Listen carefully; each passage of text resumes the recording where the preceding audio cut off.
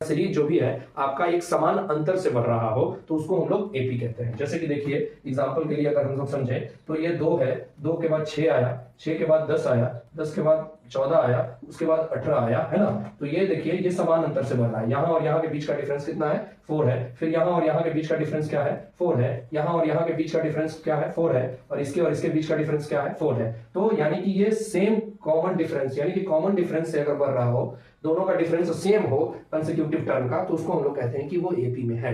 यानी एपी में होने का सबसे पहला कंडीशन है कि जो कॉमन डिफरेंस कैसा होना चाहिए? कॉमन होना चाहिए, कॉमन डिफरेंस होना चाहिए, है ना।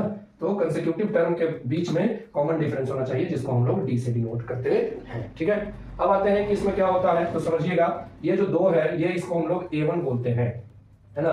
सेकंड टर्म को हम लोग A2 बोलेंगे, थर्ड टर्म को हम लोग A3 बोलेंगे, फोर्थ टर्म को हम लोग A4 बोलेंगे, और इसी तरह से चलते जाएंगे तो जो लास्ट टर्म तक हम लोग पहुंचेंगे वो हमारा क्या होगा? AN होगा, यानी कि nth टर्म। n का वैल्यू कुछ भी हो सकता है, 100 हो सकता है, 500 हो सकता है, 200 हो सकता है, 400 हो सकता है ना। अब ये A1 को ही हम लोग A कहते हैं। A बोले तो इसका मतलब होता है फर्स्ट टर्म। क्या होता है?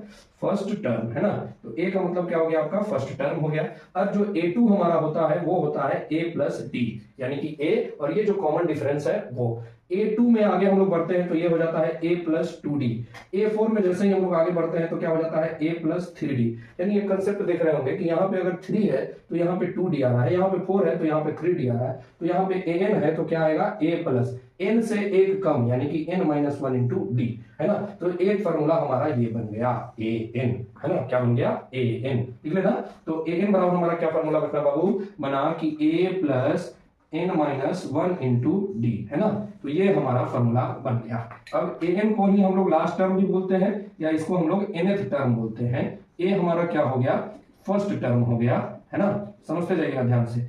n हमारा क्या हो गया? n का मतलब होता है नंबर ऑफ टर्म, और d हमारा क्या हो गया? Common difference. तो एक फॉर्मूला आपको क्या करना है? इसको याद कर लेना है, ठीक है। इसके बाद हम लोग इसके सेकंड बात पे आते हैं, ठीक। तो ये आप लोग